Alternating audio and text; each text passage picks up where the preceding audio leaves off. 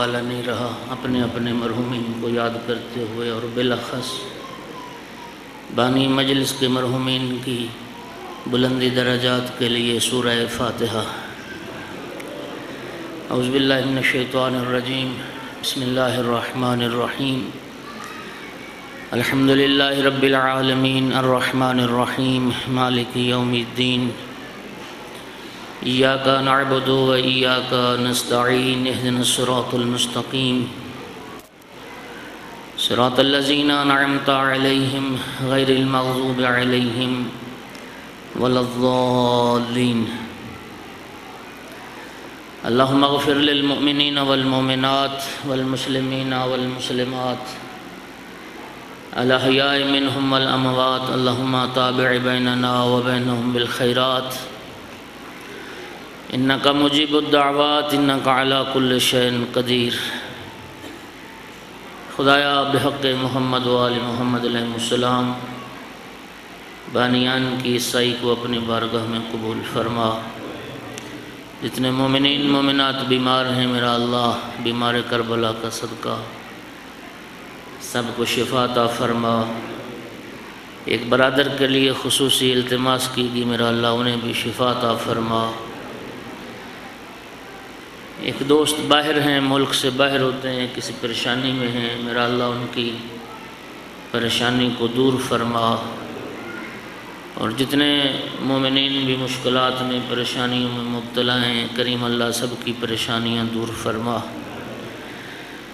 کریم مالک ہمارا خاتمہ بالایمان فرما، شہادت کی موت نصیب فرما، امام عصر کے ظہور میں تعجیل فرما، معرفت کے ساتھ امام عصر کی زیارت نصیب فرما۔ قبولیت دعا کے لیے سارے حضرات مل کے بلند آواز سے صلوات پڑھ دیں۔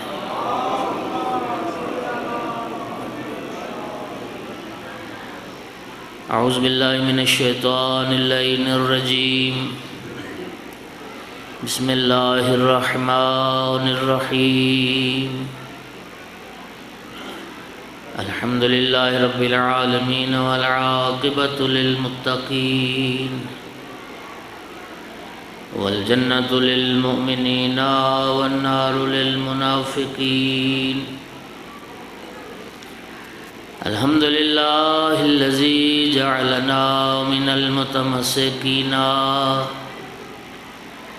بولایت علی بن ابی طالب و اولادہ المعصومین۔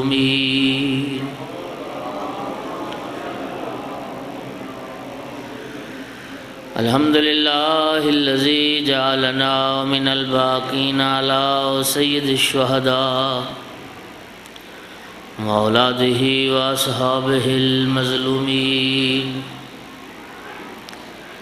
الصلاة والسلام والتحیۃ والاکرام علی رسولہ الکریم، شفیع المذنبین انیس الغریبین رحمۃ للعالمین۔ اعنی العبد المؤید الرسول المسدد المحمود الاحمد المصطفى الامجد ابا القاسم محمد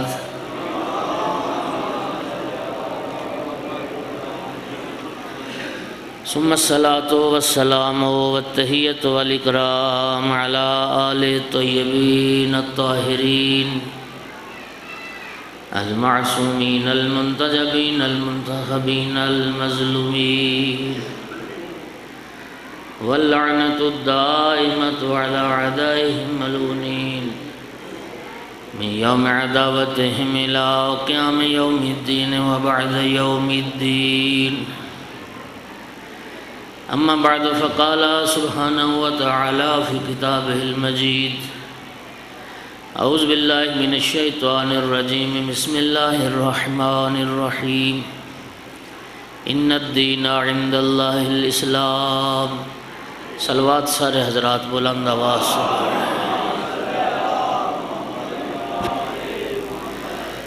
سامعین محترم، حاضرین مجلس، موالیان حیدر قرار، عزاداران آل محمد، اللہ رب العزت کلام مقدس میں ارشاد فرماتا ہے ان الدین عند اللہ الاسلام، تحقیق اللہ نے جو دین پسند کیا ہے وہ فقط اسلام ہے۔ ہمارا خالق، ہمارے پروردگار نے ہمارے لیے ایک زندگی گزارنے کا ایک دستور معین فرمایا ہے، اور اس دستور حیات کا نام ہے اسلام۔ پروردگار یہ چاہتا ہے کہ میرے بندے اسلام کی تعلیمات کے مطابق زندگی گزاریں۔ اسی قرآن مجید میں دوسرے مقام پہ فرماتا ہے وَمَن يَبْتَغِ غَيْرَ الْإِسْلَامِ دِينًا فَلَن يُقْبَلَ مِنْهُ، اسلام کے علاوہ اگر کسی نے کوئی اور دین پسند کیا تو خالق فرماتا ہے وہ دین اس سے قبول نہیں کیا جائے گا، اور قیامت کے دن وہ انسان گھاٹا اٹھائے گا، وہ انسان خسارہ اٹھائے گا جو اسلام کے علاوہ کسی اور دین کو پسند فرمائے۔ میرے محترم سامعین، عمل کا مرحلہ بعد میں ہے، علم کا مرحلہ پہلے ہے۔ اسلام پہ عمل، دین اسلام پہ عمل تو تب ہوگا نا جب ہم سمجھیں گے کہ دین اسلام کیا ہے۔ میرے محترم سامعین، میں عرض کروں کہ دنیا کا کوئی علم و ہنر اگر سیکھے بغیر نہیں آتا تو دین بھی سیکھے بغیر نہیں آتا۔ اور عجیب المیہ یہ ہے کہ ہر زمانے میں دین بھی مظلوم رہا اور دیندار بھی مظلوم رہے۔ دنیا اور دنیا دار کی عزت ہوتی ہے ہمارے معاشرے میں، اور ہمیشہ سے ایسا چلتا آ رہا ہے۔ جاگیردار ہو، زمیندار ہو، سرمایہ دار ہو، اس کا لوگ سلام کرتے ہیں۔ کوئی دیندار ہو، نمازی ہو، تہجد گزار ہو، شب زندہ دار ہو تو اس کا سلام کرنے کے لیے بھی کوئی تیار نہیں۔ توجہ ہے دوستو، میں غلط تو نہیں کہہ رہا نا؟ میرے آقا امیر المومنین نے نہج البلاغہ میں کیا خوبصورت جملے ارشاد فرمائے، اذا اقبلت الدنیا اعارتہ محاسن غیرہ۔ علی مولا فرماتے ہیں جب دنیا کسی کا رخ کر لے، کسی کے پاس دنیا آ جائے، لوگوں کی خوبیاں اور نیکیاں بھی چھین کے اس دنیا دار کو دے دیتی۔ وَإِذَا أَدْبَرَتْهُ صَلَبَتْهُ مَحَاسِنَ نَفْسِهِ، اور فرمایا جب دنیا کسی کو پشت دکھا کے چلی جائے، جب دنیا کسی کے پاس نہ رہے تو اس کی ذاتی خوبیاں بھی چھین کے لے جاتی۔ یہ تو دنیا۔ بہلول دانا، یہ ایک چھوٹی سی کتاب آپ نے بھی دیکھی ہوگی، بہلول دانا۔ بہلول کی چھوٹی چھوٹی اس میں بڑی حکمت بھری حکایات ہیں۔ بہلول دانا بغداد میں ایک بازار میں کھڑے تھے تو کافی لوگ جمع تھے۔ ایک بہت بڑا موٹا تنا تھا لکڑی کا، اس کے ایک سرے کو اٹھاتے، کوشش کرتے کہ دوسرا سرا بھی اٹھا لیں، لیکن وہ ظاہر ہے وہ اٹھتا نہیں تھا۔ یہ سرا پھینک دیتے زمین پہ، پھر دوسری طرف چلے جاتے، پھر اس کو اٹھا لیتے، کوشش کرتے کہ یہ اٹھا لیں، یہ نہیں اٹھتا، پھر اس کو پھینک دیتے، پھر ادھر آ جاتے۔ لوگوں نے پوچھا بہلول یہ کیا کر رہے ہو؟ فرمانے لگے میں دنیا والوں کو سمجھا رہا ہوں، دین اٹھاتا ہوں دنیا نہیں اٹھتی، دنیا اٹھاتا ہوں دین نہیں اٹھتا۔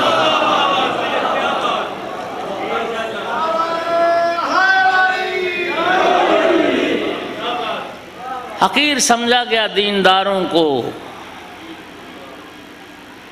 دنیا دار کی عزت کی گئی۔ ہمارا طریقہ تو یہ ہے نا، لیکن امیر المومنین کا طریقہ اور تھا۔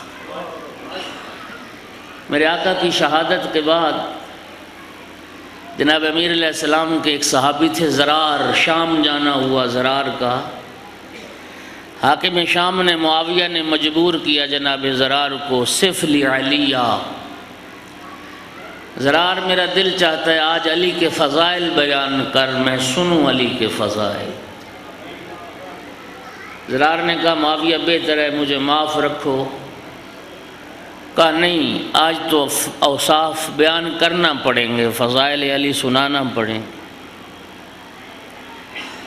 جناب زرار نے ایک لمبا خطبہ پڑھا، ایک مفصل طولانی، جس میں آقا امیر المومنین کے فضائل سنائے۔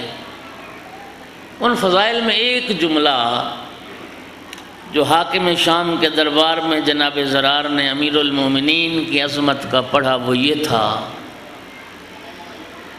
کان یعظم اہل الدین۔ معاویہ علی کا ایک وصف یہ تھا، علی دینداروں کی تعظیم کرتا تھا۔ امیر المومنین دیندار کی تعظیم کرتے تھے، اہل دین کی تعظیم کرتے تھے۔ امام محمد باقر علیہ السلام نے ارشاد فرمایا، ان اللہ یعطی الدنیا من یحب و یبغض ولا یعطی دینہ الا من یحب۔ میرے آقا نے فرمایا تھا، امام پنجم نے، اللہ دنیا اپنے دوستوں کو بھی دیتا ہے اور دنیا اپنے دشمنوں کو بھی دیتا ہے، لیکن دین اللہ صرف اپنے دوستوں کو دیتا ہے، دشمنوں کو۔ دینداری، تدین، دین سے محبت، یہ اللہ کی محبت کی دلیل ہے۔ یہ دلیل ہے کہ اللہ تم سے محبت کرتا ہے، اسی لیے اللہ نے تمہیں دین عطا کیا ہے اور دین کی محبت عطا کی۔ میرے دوستو عزیز جوان سارے تشریف فرماؤ، اس بات پہ غور کرنا، آج کی مجلس کا پیغام یہی ہے، دنیا کا کوئی علم و ہنر اگر سیکھے بغیر نہیں آتا، دین بھی سیکھے بغیر نہیں آتا۔ نہیں، سارے حضرات نے اس بات کو اتنا شاید توجہ سے سماعت نہیں کیا۔ دنیا کا کوئی علم و ہنر اگر سیکھے بغیر نہیں آتا تو دین بھی سیکھے بغیر نہیں آتا۔ دین کے لیے بھی وقت نکالنا پڑتا ہے، دین کے لیے بھی صاحبان دین کے پاس جانا پڑتا ہے، تب جا کے پتہ چلتا ہے دین کیا ہے۔ شیعہ کہلانا، مومن کہلانا آسان ہے، لیکن بننا بہت مشکل۔ یہ شہادت گاہ الفت میں قدم رکھنا ہے، لوگ آسان سمجھتے ہیں مسلمان ہونا۔ صلوات پڑھو محمد و آل محمد۔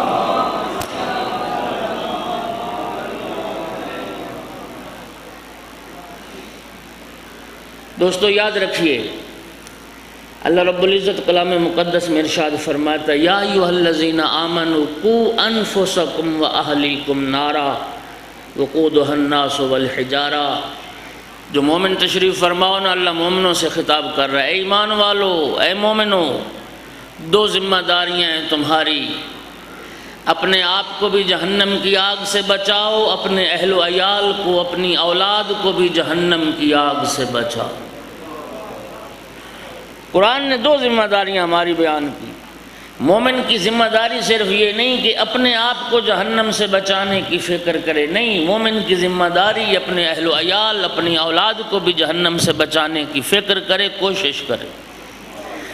سننا دوستو، سید الانبیاء کی حدیث مبارک ہے، قیامت کا دن ہوگا نا، جب نامہ اعمال پیش کیا جائے گا، بندوں کے سامنے آئیں گے اعمال نامے،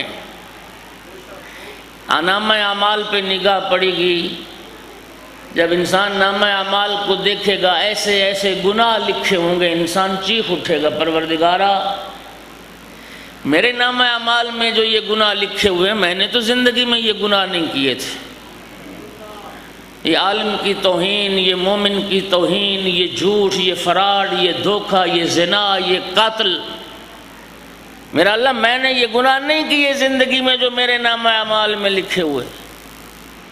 ارشاد رب العزت ہوگا تو نے نہیں کیے لیکن تیری اولاد نے یہ گناہ کیے، جس اولاد کو نہ تو نے دین سکھایا، نہ تہذیب سکھائی، نہ ادب سکھایا، اس اولاد کے گناہوں کا جواب دے بھی آج تجھے ہونا ہو۔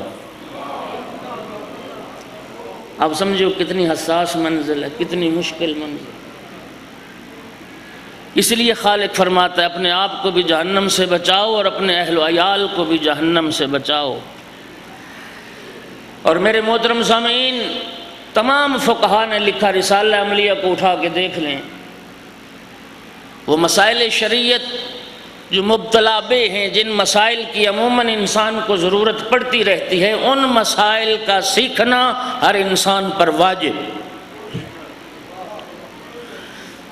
میرے عرض کرنے کا مقصد یہ ہے کہ ملا نہ بنا اپنی اولاد کو، مولوی نہ بنا اپنی اولاد کو، دیندار تو بنا، دین شناس تو بنا، اسے حلال و حرام کا پتہ ہو، اسے پاک نجس کا پتہ ہو، اسے طہارت نجاست کا علم ہو، اسے کم از کم یہ تو پتہ ہو کہ میں جس مکتب کا ماننے والا ہوں میرے ہر روز کے فرائض کیا ہیں، کن چیزوں سے مجھے بچنا ہے۔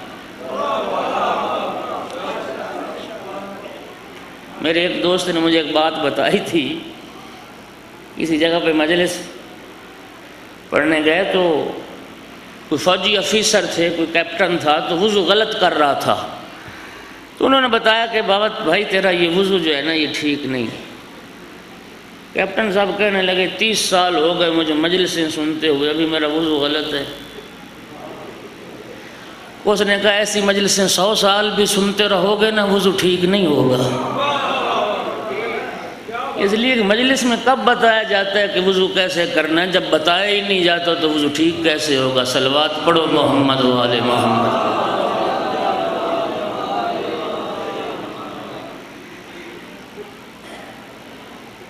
دین کا معاملہ انتہائی حساس، ناراض تو نہیں ہو رہے ہو؟ اللہ آپ کو سلامت رکھے۔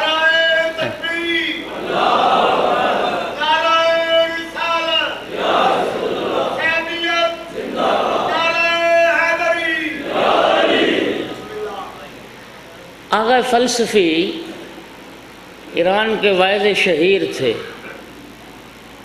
خود مجتہد تھے، مراجع کی مجالس پڑھتے تھے، وفات پا گئے، بہت بڑا نام تھا، اور ایران میں خطابت کی دنیا میں ایک بہت بڑا نام ہے آغا فلسفی۔ میں نے ان کے حوالے سے ایک بڑی خوبصورت بات ان کی خاطرات میں، ان کی زندگی کے جو اہم واقعات ان میں لکھی ہوئی ہے۔ تہران میں کسی مجلس سے خطاب کیا آغا فلسفی نے، مجلس پڑھ کے ممبر سے اترے تو ایک ایرانی آغا فلسفی کے پاس گیا۔ ایرانی کہنے لگا آغا فلسفی آپ نے مجھے پہچانا؟ فرمایا نہیں۔ اپنا تعارف کروانے لگا، کہنے لگا آغا فلسفی میں وہ شخص ہوں شاہ کے دور میں جس پولیس افیسر نے آپ کو گرفتار کر کے جیل میں ڈالا تھا، وہ پولیس افیسر میں تھا شاہ کے زمانے میں۔ آقا نے فرمایا ٹھیک ہے۔ کہنے لگا آقا فلسفی ایک بات میں پہ بڑا حیران ہوں اور اس کی مجھے سمجھ نہیں آ رہی۔ آج سے 20-25 سال پہلے جب میں نے شاہ کے حکم سے آپ کو گرفتار کیا تھا، میں اس وقت جوان تھا، لیکن اب میں بوڑھا ہو گیا ہوں، لیکن آپ میں میں نے کوئی تبدیلی نہیں دیکھی۔ 20-25 سال پہلے جیسا دیکھا تھا آج بھی میں ویسا ہی آپ کو دیکھ رہا ہوں۔ میں جوانی سے بڑھاپے میں پہنچ گیا، آپ میں کوئی تبدیلی نہیں۔ آغا فلسفی نے فرمایا اس کی وجہ یہ ہے تو شاہ کا نوکر تھا، میں حسین کا نوکر تھا۔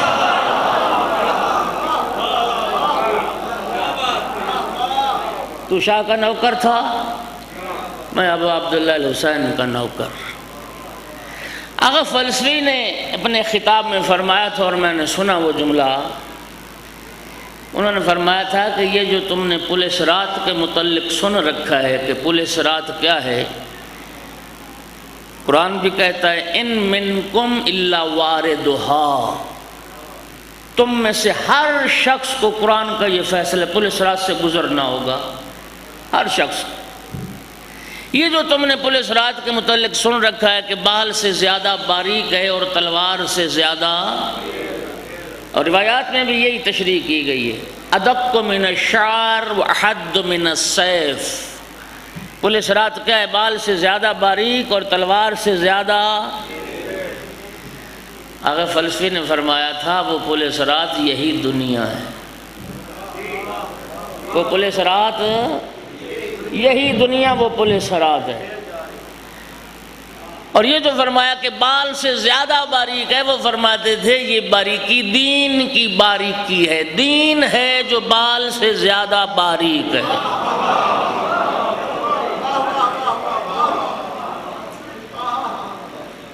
انہوں نے فرمایا تھا کہ اگر کوئی بندہ اپنا امتحان کرنا چاہے کہ میں پل صراط سے گزرنے کے قابل ہوں یا نہیں، اسی دنیا میں اپنا امتحان کر سکتا ہے۔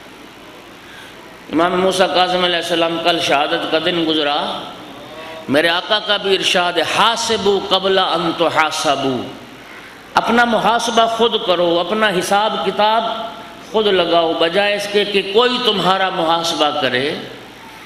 تم دنیا میں رہ کے اگر اپنا امتحان کرنا چاہتے ہو کہ میں پل صراط سے گزرنے کے قابل ہوں یا نہیں، وہ فرماتے تھے کہ اگر تم نے دین کے تقاضوں کے مطابق زندگی گزار لی، سمجھو پل صراط سے گزر گئے۔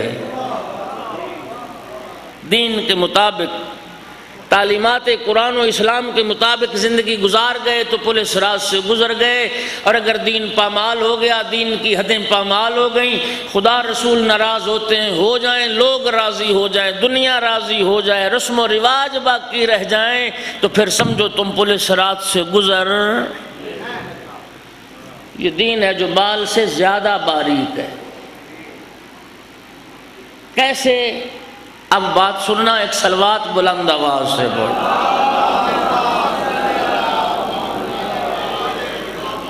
یہ آغا فلسفی نے یہ مثال بیان کی، دین بال سے زیادہ باریک ہے۔ کیسے؟ سننا۔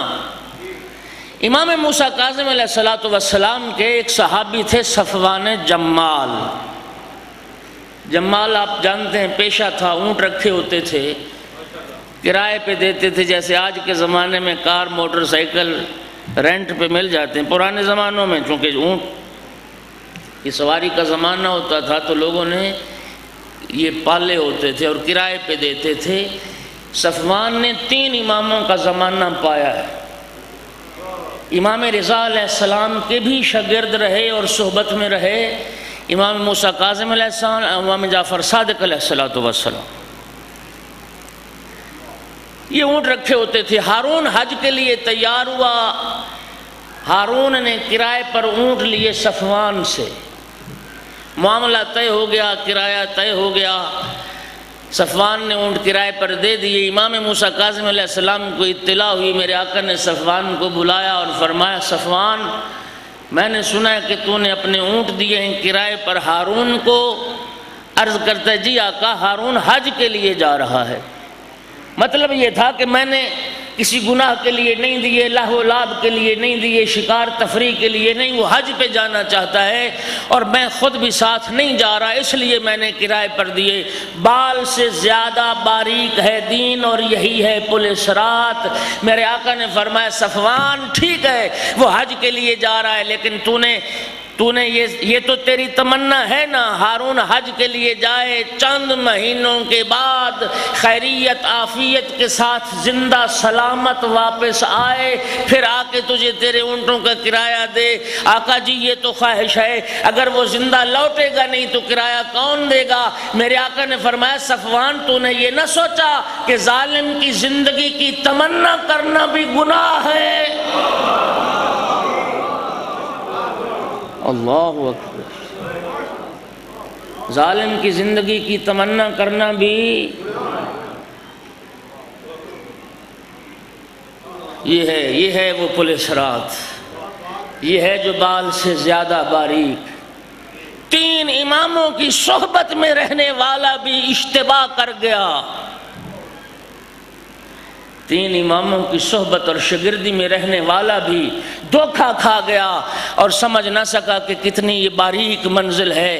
امام نے فرمایا ظالم کی زندگی کی خواہش کرنا بھی یہ ظلم کی نصرت اور تائید کے مترادف ہے، اور اللہ اتنی ساری ظلم کی تائید اور ظالم کی تائید کرنے والے کو بھی ظالم کے ساتھ معشور فرمائے گا۔ امام کی صحبت میں رہنے والا خطا کر گیا، ہمارا کیا بنے گا؟ کیا بنے گا ہمارا؟ اور خدا جانتا پھر صفوان کیسا شیعہ تھا اور کیسا چاہنے والا۔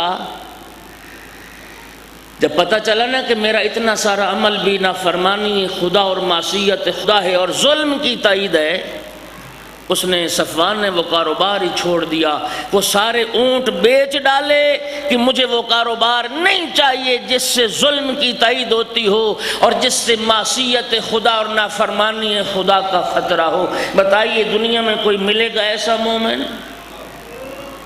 جی بہت سارے شہروں میں یہ جو کیبل آپریٹر کا کام کر رہے ہیں نا وہ شیعہ کر رہے ہیں،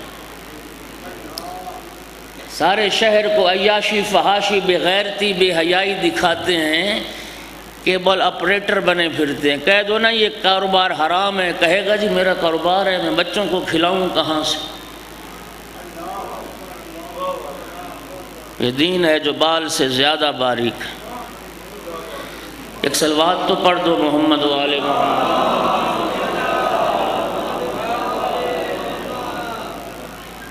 ناراض ہو گئے ہو؟ چلو کوئی بات۔ میں عرض کروں کہ شاہ عبدالعظیم حسنی جو حضرات ایران زیارات کے لیے گئے ہو، انہوں نے یقیناً شاہ عبدالعظیم کی زیارت بھی کی ہے۔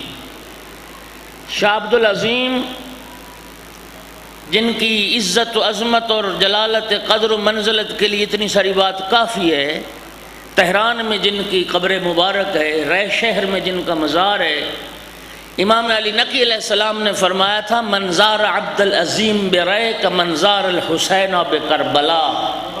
جس نے تہران میں عبدالعظیم کی زیارت کی گویا کربلا میں امام حسین کی زیارت کی۔ امام حسین کی زیارت کا ثواب، جس کی زیارت کا ثواب ہے، یہ شاہ عبدالعظیم حسنی امام علی نقی علیہ السلام کی خدمت میں حاضر ہوئے، عرض کی آقا میں اپنا عقیدہ آپ کے سامنے بیان کرتا ہوں، میرا عقیدہ سنیں، اگر غلطی ہے تو اصلاح فرمائیں، میں چاہتا ہوں کہ میں صحیح عقیدہ لے کے دنیا سے جاؤں اور سچے عقیدے پر میری موت واقع ہو۔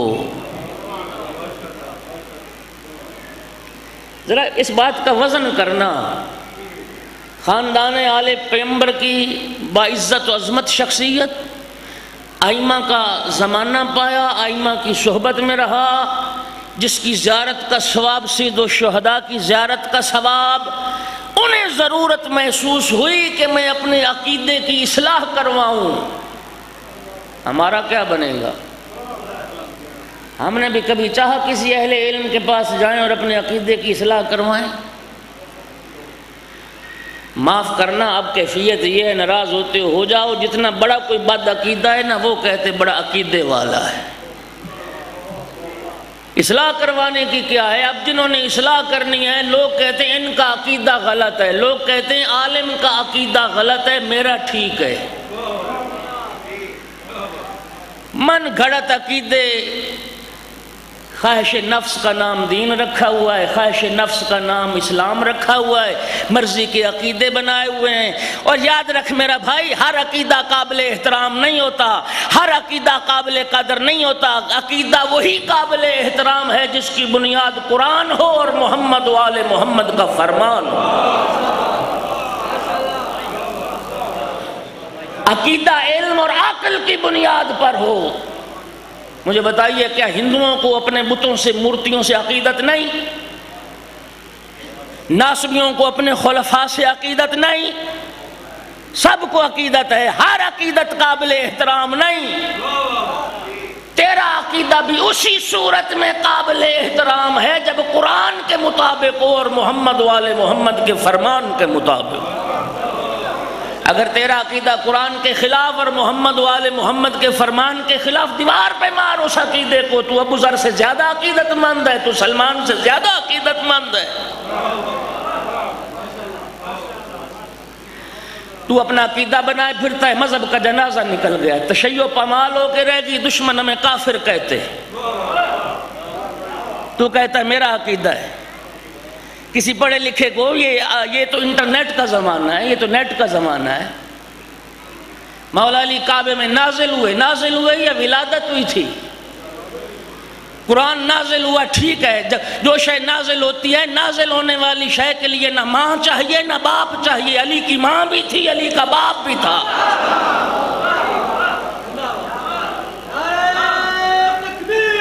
اللہ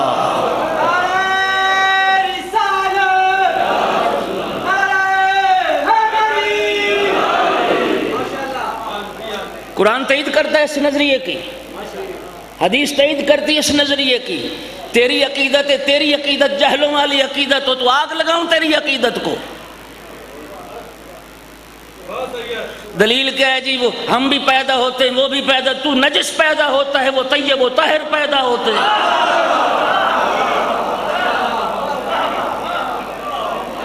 تیری خلقت نجس قطرے سے ہے، محمد و آل محمد کی خلقت اس پانی سے ہے جسے اللہ نے عرش کے نیچے قرار دیا۔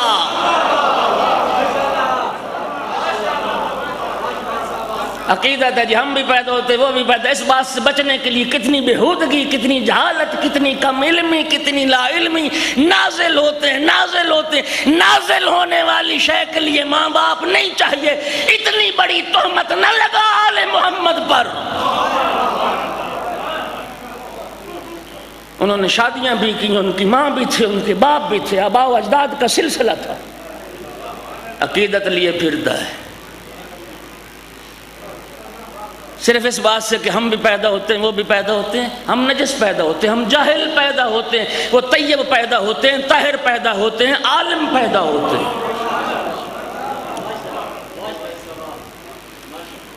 ہم کھاتے پیتے ہیں، انکار کر دو گے، پھر آل محمد کھاتے پیتے نہیں تھے؟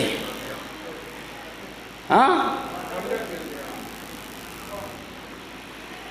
اور ائمہ کی ساری اولاد معصوم تو نہیں تھی نا، ساری اولاد معصوم تھی۔ ابھی سن رہے تھے امام موسیٰ کاظم علیہ السلام کے 19 بیٹے تھے، امام ایک تھا، باقی 18 تو امام نہیں تھے۔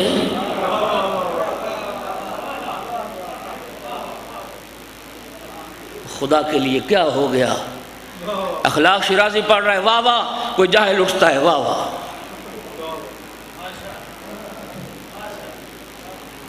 میں کہہ رہا ہوں ولادت ہوتی ہے پھر بھی واہ واہ، کوئی کہتا ہے نازل ہوتے ہیں پھر بھی واہ واہ۔ فاطمہ بنت اسد کعبے سے علی کو اٹھانے گئی تھی، وہ تو غلاف کعبہ کو پکڑ کے دعا مانگ رہی تھی، میرا اللہ تجھے اس مولود کا واسطہ جو میرے شکم میں ہے میری مشکل آسان فرما۔ کیا کریں؟ تاریخ کی ان کتابوں کو آگ لگا دیں، حدیث کی ان کتابوں کو آگ لگا دیں؟ اور خدا کے لیے کیا ہو گیا تمہیں؟ عقیدہ وہ بنا قرآن جس کی تائید کرے، محمد والے محمد کا فرمان جس کی تائید کرے۔ اگر نازل ہوئے تھے، نازل ہونے والے کو مولود نہیں کہتے، مولود کعبہ کا معنی یہ ہے جو کعبہ میں پیدا ہوا ہو۔ لفظ پیدا ہونے سے تجھے چڑ ہے تو لفظ ولادت کہہ لے، لفظ ولادت سے تجھے چڑ ہے تو کوئی اور ایسا لفظ کم از کم دشمن طنز نہ کرے۔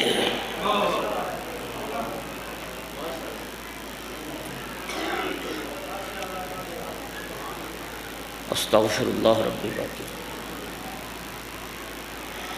اگر ان کی ماں نہیں، اگر ان کا باپ نہیں، العیاذ باللہ، جانتے اس بات کا معنی کیا بنتا ہے؟ خدا کے لیے جوانوں، پڑھے لکھو، علم کا دور ہے۔ اپنا الو سیدھا کرنے کے لیے مذہب اہل بیت کو مشق تخت بنا دیا، اپنی دنیا کمانے کے لیے ظلم آل محمد کے پاکیزہ مذہب پر۔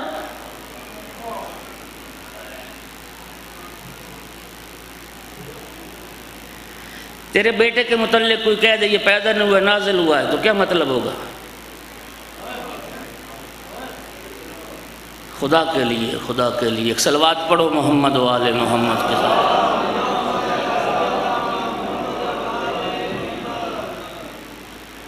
اچھا مجھے یہ بتائیے، اس امامے سے کیا توقع رکھتے ہو؟ سچ بولوں جھوٹ بولوں؟ ہاں؟ تو پھر تم بھی دعا کیا کرو اللہ تمہیں سچ کا حامی بنائے۔ دعا کیا کرو، یہ شر الازمنہ ہے، شر الازمنہ۔ روایات میں بدترین زمانہ اس قرب قیامت کے زمانے کو کہا گیا۔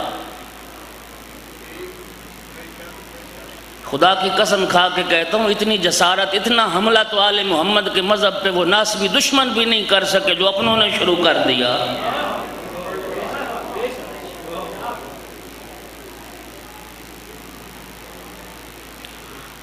خدا توفیق دے۔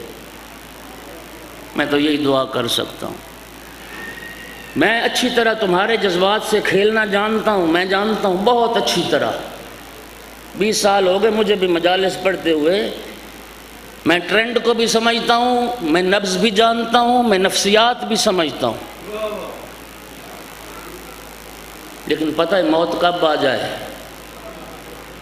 میں بھی انہی مجرم لوگوں کی صف میں کھڑا ہوں، میں یہ نہیں چاہتا۔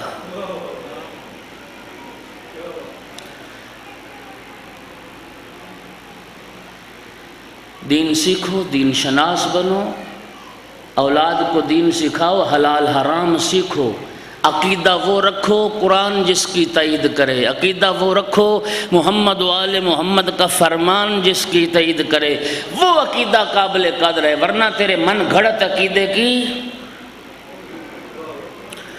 کوئی حیثیت نہیں اور کوئی اہمیت نہیں۔ صلوات پڑھ محمد و محمد کی ذات۔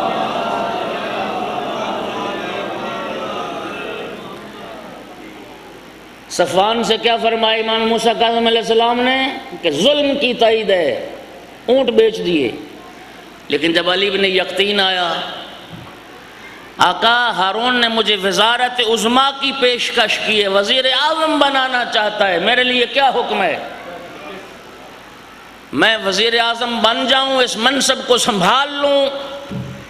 امام موسیٰ کاظم علیہ السلام نے فرمایا ایک شرط پر، سننا سارے سننا، ایک شرط پر منصب کو سنبھال، اور وہ شرط یہ ہے کہ میرے محبوں کا کام کرے گا،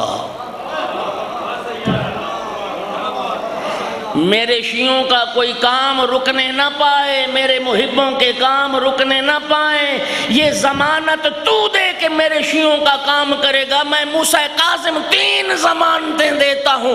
پہلی ضمانت دیتا ہوں، زندان کی چھت تجھ پہ سایہ نہیں کرے گی۔ میں ضمانت دیتا ہوں کہ تجھے قید اور بند کی، زندان کی تکلیف برداشت نہیں کرنا پڑے گی۔ دوسری ضمانت دیتا ہوں، لوہا تجھے تکلیف نہیں پہنچائے گا۔ تیسری ضمانت دیتا ہوں، فقر اور غربت کا سامنا بھی نہیں کرنا پڑے گا۔ میرے شیعوں کے کام تو کرتے جانا، تیری حفاظت کے لیے میں موسیٰ کاظم موجود ہوں۔ جو جوان تشریف فرماؤ اور کسی گورنمنٹ کے کسی شعبے میں نوکری کر رہے ہو، تمہارے لیے جملہ کہہ رہا ہوں۔ باب عوان ظلمہ، حدیث میں یہ باب قائم کیا گیا، حدیث کی کتابوں میں، ہماری فقہی کتابوں میں عوان ظلمہ کے نام سے باب شیخ انصاری رضوان اللہ علیہ نے مقاصد محرمہ میں یہ باب قائم کیا۔ ظالم کی اعانت کسی بھی حوالے سے ظلم کے مترادف ہے، اور میرے دوستو انہی روایات کی بنیاد پہ ہمارے فقہا نے فتویٰ دیا، غیر اسلامی حکومت ہو، ظالم گورنمنٹ ہو، اس میں کسی بھی شعبے میں نوکری کرنا جائز نہیں ہے، حرام ہے گورنمنٹ کی نوکری، صرف اس ایک بات کی بنیاد پہ جائز ہے، غرض یہ ہو کہ میں محبان آل رسول کے کام کروں گا، تب تیرے لیے وہ نوکری جائز ہے۔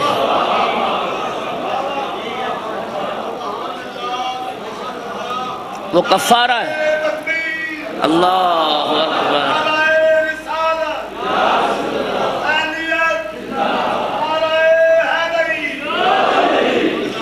وہ کفارہ ہے، کفارہ۔ اور نہ صرف یہ کہ میرے آقا امیر المومنین نے فرمایا تھا وَزَقَاتُ الْجَاهِ الشِّفَاعَ، دو چیزیں ہیں، ایک دفعہ ہے کہ میں خود کسی مومن کا کام کر سکتا ہوں، ایک دفعہ ہے کہ میں تو نہیں کر سکتا لیکن میں کسی مومن کا کام کروا سکتا ہوں۔ میرے جاننے والے ہیں، کسی کے پاس جا کے مومن کو ساتھ لے جا کے اس کی مشکل حل کروا سکتا ہوں، اس کی مدد کر سکتا ہوں۔ امام فرماتے ہیں تیری اس جاہ و منصب کی زکوٰۃ ہے، جا اس کے ساتھ چل کے جا اور اس کی مشکل حل کروا، کام حل کروا۔ آج مومن کی مشکل تو حل کرے گا، اللہ قیامت کے دن تیری مشکلات کو حل کرے گا۔ اور معصوم نے فرمایا کسی مومن کی حاجت کو پورا کرنے کے لیے جتنے قدم تو چل کے جائے گا، تیرے ایک قدم پر صفا و مروہ کی سائی کا ثواب اللہ تجھے عطا فرمائے گا۔ کسی مومن کی حاجت کو پورا کرنے کے لیے ایک قدم جو اٹھاؤ گے، ایک قدم جو اٹھاؤ گے، صفا و مروہ کے درمیان سائی کرنے جتنا ثواب ایک قدم پہ اللہ تمہیں عطا فرمائے گا۔ کام کرو محبان آل رسول کے۔ اور میرے محترم سامعین، بن گیا وزیر اعظم علی ابن یقطین، وقت نہیں ہے میرے پاس، کتنے مواقع اور کتنے مقامات امام موسیٰ کاظم علیہ السلام کی ہدایات کی روشنی میں اس کی جان بخشی ہوتی رہی، منصب چلتا رہا۔ بغداد کا ایک غریب محب مومن اب ابراہیم علی ابن یقطین سے ملنے گیا۔ علی ابن یقطین نے غلام سے کہا جاؤ کہہ دو ابراہیم کو کہ میرے پاس ملاقات کے لیے وقت نہیں۔ غریب مومن تھا، لوٹ آیا۔ ہارون علی ابن یقطین حج کا زمانہ ہے، حج پہ گیا، حج سے فارغ ہو کے مدینے گیا، اور یہ چیز آپ روایات میں پڑھتے ہیں، تمام الحج لقاء الامام، حج مکمل ہی تب ہوتا ہے جب امام کی زیارت اور ملاقات ہو۔ امام کی ملاقات اور امام کی زیارت بغیر حج مکمل نہیں ہے۔ یہی لہذا روش ہے، حج پہ دنیا جاتی ہے پھر امام کی ملاقات کے لیے دنیا جاتی تھی۔ علی ابن یقطین مدینے آیا، امام موسیٰ کاظم علیہ السلام کے در اقدس پہ زیارت کے لیے اذن باریابی چاہا۔ میرے آقا نے غلام سے کہلا بھیجا جا علی ابن یقطین سے کہہ دے اگر میرے ابراہیم کے لیے تیرے پاس وقت نہیں، تیرے لیے میرے پاس وقت نہیں۔ اللہ نادم ہوا، پشیمان ہوا، شرمندہ ہوا، مولا میری خطا کیسے معاف ہو سکتی، مولا میری غلطی کیسے معاف ہو سکتی ہے۔ آقا نے پیغام بھجوایا جا میرے ابراہیم کو راضی کر کے آ۔ ابراہیم جب تک راضی نہیں میں راضی نہیں، ابراہیم راضی ہو جائے گا میں امام تو اس سے راضی ہو جاؤں گا۔ آقا یہ مدینہ وہ بغداد، کتنے دن لگیں گے جانے میں، کتنے آنے میں۔ آقا اب تو آپ کی ناراضگی میں ایک لمحہ میرے لیے گزارنا مشکل۔ میرے آقا نے فرمایا اس کی فکر نہ کر، مدینے سے باہر نکل، فلاں مقام پہ تیار ناقہ ملے گا، اس پہ سوار ہو جانا، چشم زدن میں بغداد پہنچائے گا، لے آئے گا، ابراہیم کو راضی کر کے آ۔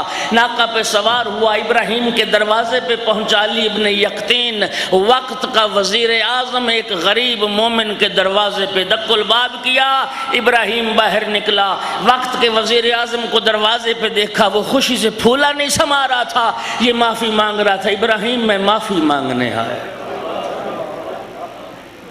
میں نے تجھے ملاقات کا وقت نہیں دیا تھا نا، میرے زمانے کا امام ناراض ہے۔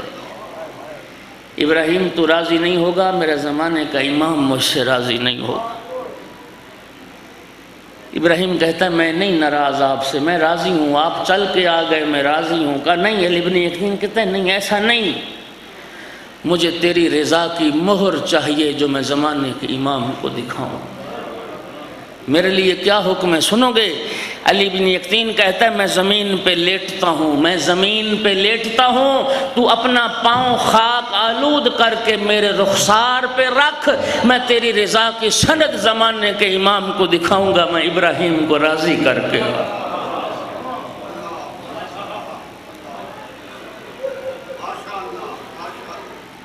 علی بن یقطین زمین پہ لیٹا، ابراہیم نے پاؤں خاک آلود کیا، علی بن یقطین کے چہرے پہ رکھا، ابراہیم کی رضا کی مہر لے کے چلا، مدینے پہنچا، امام استقبال کے لیے موجود تھے،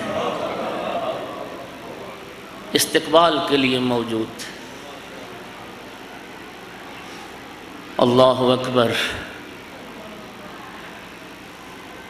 ایک بات اور بھی معلوم ہوئی، جوانوں، دوستوں، بزرگوں، ہمیشہ اس بات کو یاد رکھنا، اللہ ہمیں توفیق دے، میرے روزانہ کے اعمال زمانے کے امام کی بارگاہ میں پہنچتے، روزانہ کی ڈائری امام کی بارگاہ میں پہنچتی۔ قلب امام زمان یوسف زہرا کے دل میں کروڑوں درد ہیں، کروڑوں درد۔ اس کائنات کا سب سے دکھی انسان ہے تیرے زمانے کا امام، سب سے دکھی انسان۔ کیسے؟ خوش نصیب ہے وہ آنکھ جو غم آل رسول میں آنسو بہاتی ہے۔ میں نے کسی موقع پہ شاید عرض کیا نہیں کیا، ابن وہب امام صادق علیہ السلام کے خاص صحابی، وہ کہتے ہیں میں امام کی بارگاہ میں گیا، امام نماز ادا فرما رہے تھے، سجدے میں سر تھا، رو رو کے امام ایک دعا کر رہے تھے، اور وہ دعا اپنے جد مظلوم امام حسین کے زائرین کے لیے اور امام حسین کے عزاداروں کے لیے۔ امام صادق سجدے میں دعا کر رہے تھے رو کہ میرا اللہ ان چہروں پہ رحم فرما جو قبر حسین سے مس ہوتے ہیں، ان سینوں پہ رحم فرما جو ذریعے حسین سے مس ہوتے ہیں، ان آنکھوں پر رحم فرما جن آنکھوں میں میرے جد مظلوم کے غم میں آنسو جاری ہوتے ہیں۔ ایک جملہ اس دعا میں یہ بھی، ابن وہب کہتا ہے میں نے سنا امام دعا فرما میرا اللہ ان آوازوں پر رحم کر، یہ جو تم بلند آواز سے روتے ہو، امام دعا کر رہے تھے میرا اللہ ان آوازوں پر رحم کر جو میرے جد غریب کے غم میں بلند ہوتی ہیں، ان آہوں پر رحم کر جو غم حسین میں بلند ہوتی ہیں۔ کتنا رو لو گے تم، ہم کتنا رو سکتے ہیں، ہم کتنا گریہ کر سکتے ہیں۔ عزادارو 1200 سال سے زیادہ عرصہ ہو گیا زیارت ناہیہ میں یوسف زہرا، تیرے زمانے کے امام کے یہ جملے ہیں، اپنے جد مظلوم کو خطاب کر کے کہتے ہیں اے میرے جد مظلوم ان اخرتنی الدہور عنکا وآقنی عن نصرک المقدور، اے میرے جد مظلوم اگر زمانے نے مجھے مؤخر کر دیا اور میں نہیں تھا کربلا میں کہ اپنی جان آپ پہ قربان کرتا، وَلَأَنْدُبَنَّ عَلَيْكَ صَبَاحًا وَمَسَاءً بَدْلَ الدُّمُوِ دَمًا، اے میرے جد مظلوم میں صبح و شام آپ پہ روتا رہوں گا، پانی نہیں، آنسو نہیں، خون روتا رہوں گا۔ سب سے زیادہ دکھی ہے تیرے زمانے کا امام۔ خدا کے لیے جوانوں، دوستوں، بزرگوں، کوئی ایسا عمل نہ کریں جب وہ لسٹ امام زمانہ کی بارگاہ میں پہنچے ان کا دل مزید دکھی ہو جائے۔ دعا کریں اللہ ہمیں ان کاموں کی توفیق عطا کرے، ان اعمال کی توفیق عطا کرے جب زمانے کی امام کی بارگاہ میں ہمارے اعمال پہنچے، یوسف زہرا کے منہ سے دعا نکلے، امام کا دل خوش ہو جائے، امام کا دل شادمان ہو جائے۔ بس دوستو میں 2 جملے کہوں گا، میرے بھائی بھی امام موسیٰ کاظم کی زیارت شہادت پڑھ رہے تھے، میں صرف ایک جملہ امام کی زیارت کا، امام موسیٰ کاظم علیہ السلام کی زیارت کے 2 جملے اور ترجمہ کر کے طالب دعا ہوں گا۔ السلام علی المعذب فی قعر السجون، میرا سلام اس قیدی پر جسے قید خانے میں طرح طرح کے عذاب دیے گئے، جنہیں قید خانے میں طرح طرح کی اذیتیں دی گئیں، وظلم المطامیر، جنہیں تاریک گڑھوں میں قید رکھا گیا، لیالی ایامہ مثل لیالی مظلمہ، جن کے دن تاریک راتوں جیسے تھے۔ السلام علی ذی الساق المرزوز بحلق القیود، میرا سلام اس قیدی پر جس کی پنڈلی کی ہڈیاں ٹوٹ چکی تھیں زنجیروں کے بوجھ سے اور زنجیروں کی کڑیوں کی وجہ سے، جس امام کی پنڈلیوں کی ہڈیاں ریزہ ریزہ۔ الا لعنت اللہ علی القوم الظالمین وسيعلم الذين ظلموا أي منقلب۔